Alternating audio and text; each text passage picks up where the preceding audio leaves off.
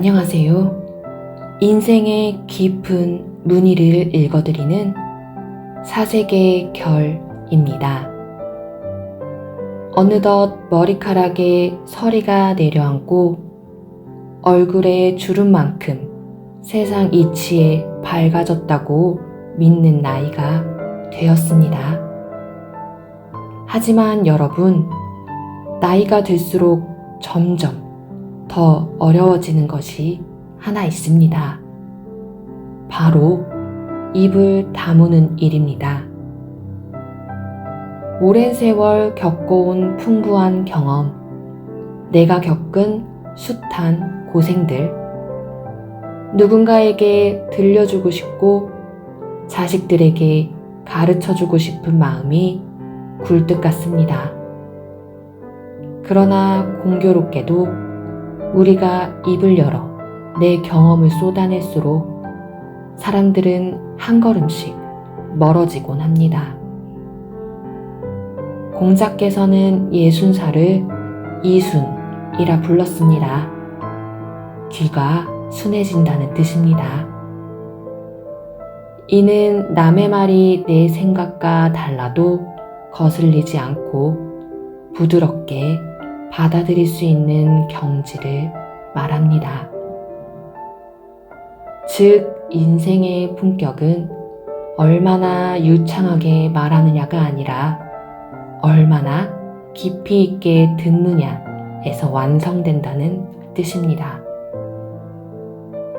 평생을 열심히 살아온 당신의 공든탑이 말 한마디로 허물어지고 있지는 않습니까?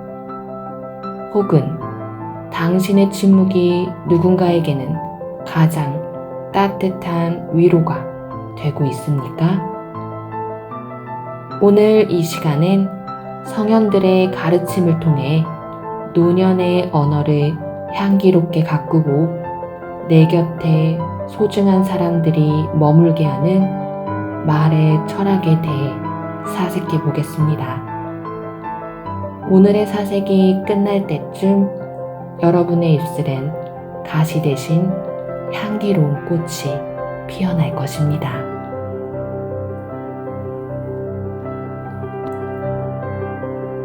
제1부 공자가 말하는 이순의 경지. 왜 60세를 귀가 순해지는 나이라 했는가? 공자께서는 논어에서 당신의 일생을 회고하며 말씀하셨습니다. 나는 15에 학문의 뜻을 두었고 30에 바로 섰으며 40에 미혹되지 않았고 50에 하늘의 명을 알았으며 60에 귀가 순해졌다. 여기서 말하는 이순은 단순히 귀가 잘 들린다는 뜻이 아닙니다. 어떤 말을 들어도 그 말이 내 귀를 거슬리게 하지 않고 내 마음의 평화를 깨뜨리지 않는 경지입니다. 상대가 나를 비난하든 허무맹랑한 소리를 하든 혹은 나를 가르치려 들든 그 모든 소리를 그럴 수도 있겠구나 하고 부드럽게 흘려보낼 수 있는 힘입니다. 우리는 나이가 들수록 내 생각의 틀이 단단해집니다. 내가 해봐서 아는데, 세상은 원래 이런 법인데 라는 확신이 강해질수록 나와 다른 의견은 틀린 것이 되고 내 귀를 날카롭게 찌릅니다. 귀가 날카로워지면 입은 자연스럽게 거칠어집니다. 상대의 말을 끊고 내 주장을 앞세우게 되지요. 하지만 공자는 말씀하십니다. 진짜 어른은 귀를 여는 사람이라고요. 내 안에 고집이라는 장벽을 허물고 타인의 말을 있는 그대로 통과시킬 때 비로소 인생의 모든 소음은 지혜로운 음악으로 바뀝니다.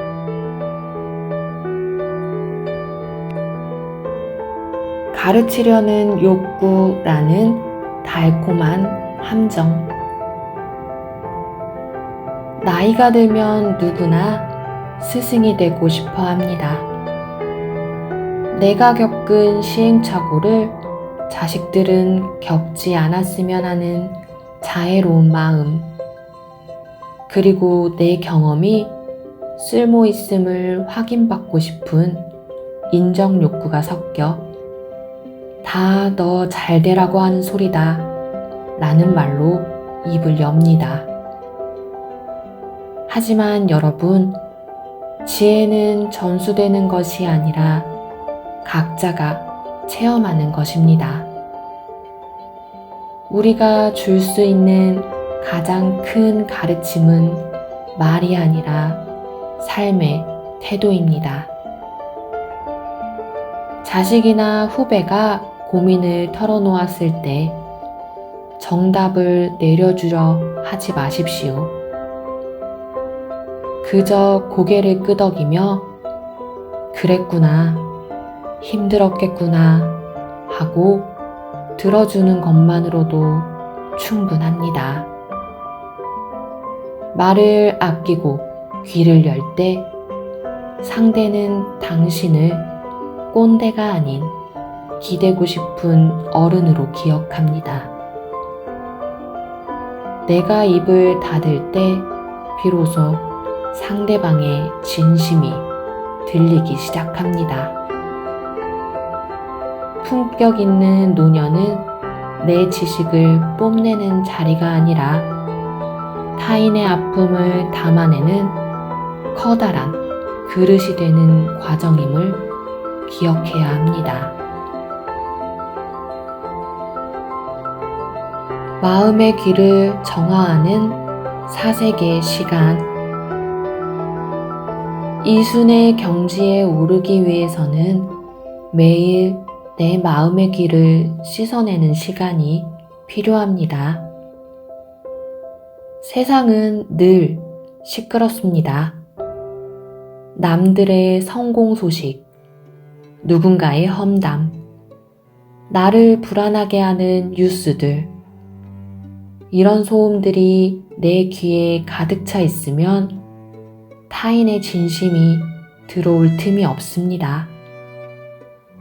하루에 잠시라도 고요한 침묵 속에 머물며 내 안의 소란을 잠재우십시오. 비워진 귀에 비로소 지혜가 흐릅니다. 상대가 거친 말을 뱉어도 그 이면의 외로움을 들을 수 있고 상대가 침묵해도 그 속의 깊은 슬픔을 읽어낼 수 있는 힘. 그것이 바로 이순의 경지에 이른 어른이 가지는 최고의 품위입니다. 말을 잘하는 사람은 인기를 얻지만 잘 듣는 사람은 마음을 얻습니다. 당신의 귀를 부드럽게 만드십시오. 그것이 당신의 말년을 가장 풍요롭고 향기롭게 만드는 비결입니다. 제2부 노자의 상선약수와 언어철학. 가장 선한 것은 물과 같다. 노자께서는 도덕경에서 인생 최고의 선을 상선약수라 하셨습니다. 가장 훌륭한 삶은 물과 같다는 뜻입니다. 물은 모든 생명을 이롭게 하면서도 결코 다투지 않습니다. 그리고 사람들이 가장 싫어하는 낮은 곳으로 스스로 흘러갑니다. 우리의 말도 이 물을 닮아야 합니다. 나이가 들수록 우리의 언어는 딱딱하게 굳기 쉽습니다. 내 경험이 맞다는 고집, 내 가치관이 옳다는 확신이 말을 날카로운 얼음처럼 만듭니다. 얼음은 부딪히면 깨지고 상대를 찌르지만 물은 어떤 그릇에도 자신을 맞추며 부드럽게 스며듭니다. 품격 있는 어른의 말은 강요하지 않습니다. 상대의 마음이 닫혀 있다면 억지로 열려 하지 않고 물이 바위를 돌아가듯 잠시 침묵하며 기다려줄 줄 압니다.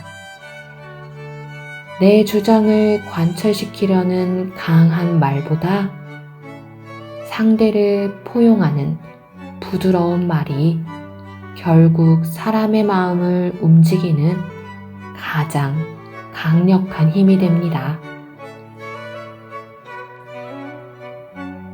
다투지 않기에 허물이 없다. 노자는 또한 부쟁, 즉 다투지 않음을 강조했습니다. 물은 만물을 이롭게 하면서도 다투지 않기에 허물이 없다고 했지요. 우리가 일상에서 겪는 대부분의 괴로움은 옳고 그름을 가리려는 입씨름에서 시작됩니다. 특히 가까운 사이일수록 내가 맞고 내가 틀리다는 말을 증명하려다 마음의 문을 닫게 만듭니다. 설령 당신의 말이 100번 옳다 하더라도 상대의 자존심을 깎아내리며 이긴 승리는 결국 고립이라는 벌로 돌아옵니다. 이제는 이기려는 대화가 아니라 살리는 대화를 하십시오. 물이 마른 땅을 적셔 새싹을 틔우듯 당신의 말이 상대의 지친 영혼을 적셔주는 단비가 되어야 합니다. 당신 말이 맞다. 그럴 수도 있겠네. 라는 이 짧은 한마디가 100마디의 논리적인 훈계보다 훨씬 더 깊은 울림을 줍니다. 낮게 흐르는 물처럼 당신의 언어를 낮출 때 역설적으로 당신의 품격은 가장 높은 곳에 이르게 됩니다. 유연함이 강함을 이긴다. 노자는 말씀하셨습니다. 사람이 살아있을 때는 부드럽고 약하지만 죽으면 단단하고 강해진다. 만물도 살아있을 때는 부드럽고 유연하지만 죽으면 마르고 딱딱해진다. 말도 마찬가지입니다. 살아있는 말은 부드럽습니다. 상대를 배려하는 유연함이 있고 상황에 따라 자신을 바꿀 줄 아는 겸손함이 있습니다. 반면 죽은 말은 딱딱합니다. 자기 생각에 갇혀 있고 타인의 의견을 밀어냅니다. 여러분의 대화는 지금 어떤 상태입니까? 혹시 나도 모르게 옳은 소리라는 둔기로 상대방을 치고 있지는 않습니까? 진정으로 강한 사람은 목소리를 높이는 사람이 아닙니다. 비바람에도 꺾이지 않는 유연한 버드나무처럼 타인의 거친 말도 부드럽게 받아내어 품어버리는 사람입니다. 혀는 몸에서 가장 부드러운 근육이지만 그 부드러움으로 가장 단단한 마음의 빗장을 엽니다. 오늘 누군가와 대화를 나눌 때 스스로에게 속삭여 보십시오. 내 말이 지금 물처럼 흐르고 있는가? 그 사색 한 자락이 당신의 말년을 향기로운 강물로 만들어줄 것입니다. 제3부 품격 있는 대화를 위한 3가지 실천법. 첫 번째, 말하기 전 3개의 문을 통과하십시오. 탈무드의 오랜 지혜 중에는 우리가 입을 열기 전 반드시 거쳐야 할 3개의 문에 대한 이야기가 있습니다. 첫 번째 문은 이 말이 사실인가? 라는 문입니다. 우리는 때로 불확실한 소문이나 나의 추측을 사실인 양 말하곤 합니다. 두 번째 문은 이 말이 지금 꼭 필요한가? 라는 문입니다. 사실일지라도 굳이 하지 않아도 될 말은 침묵의 창고에 넣어두는 것이 좋습니다. 그리고 마지막 가장 좁고 중요한 3번째 문은 이 말이 친절한가? 라는 문입니다. 아무리 사실이고 필요한 말일지라도 친절함이라는 옷을 입지 못한 말은 상대의 가슴에 비수가 되어 꽂힙니다. 나이가 들수록 우리는 옳은 소리를 한다는 명목하에 친절함을 잊곤 합니다. 하지만 친절하지 않은 진실은 폭력과 다름없습니다. 오늘 누군가에게 말을 건네기 전 이 3개의 문을 떠올려 보십시오. 이 문들을 통과한 말만이 당신의 품격을 지켜줄 것입니다.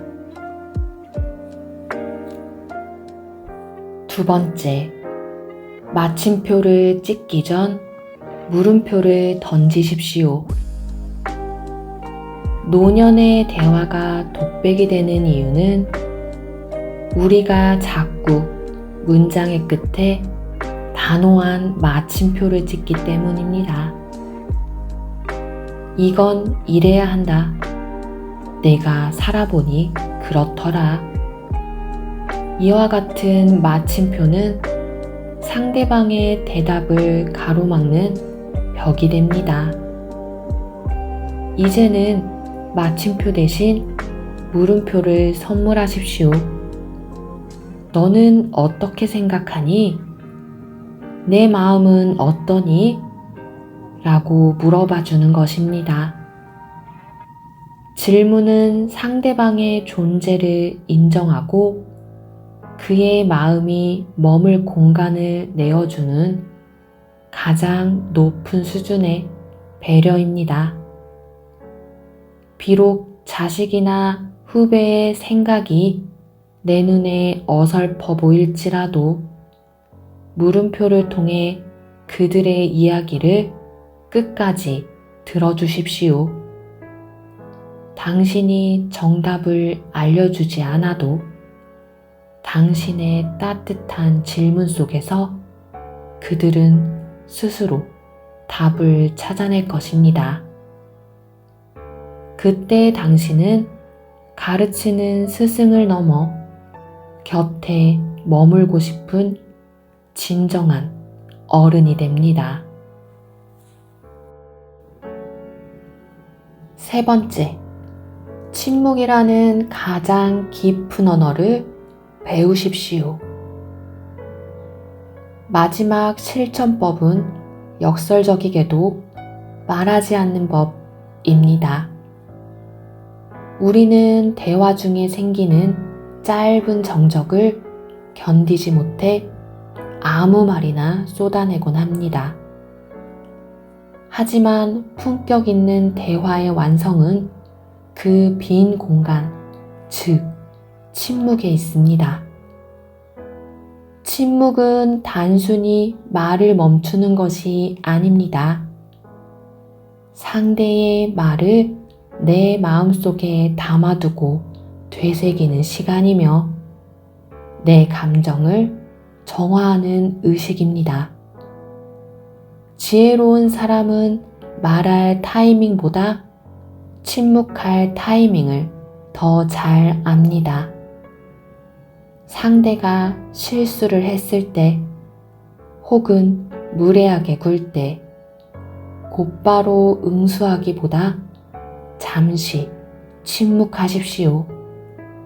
그 3초의 침묵이 당신을 감정의 노예가 아닌 주인으로 만들어줍니다.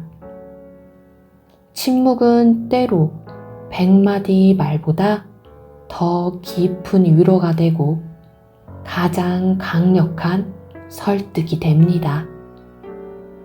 당신의 대화 속에 고요한 침묵의 자리를 마련하십시오. 그 빈자리에서 당신의 품격이 비로소 완성됩니다.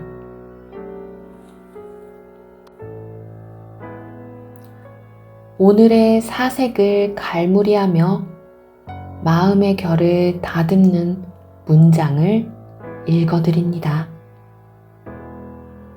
지혜로운 자는 할 말이 있을 때 말하고 어리석은 자는 무엇이라도 말해야 하기 때문에 말한다.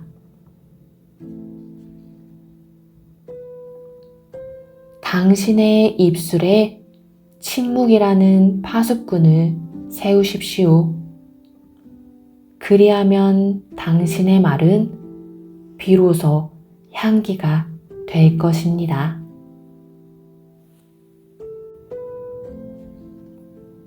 사랑하는 여러분, 인생의 말년은 화려한 수식어로 치장하는 시기가 아니라 불필요한 말들을 덜어내며 내면의 본질을 드러내는 시기입니다.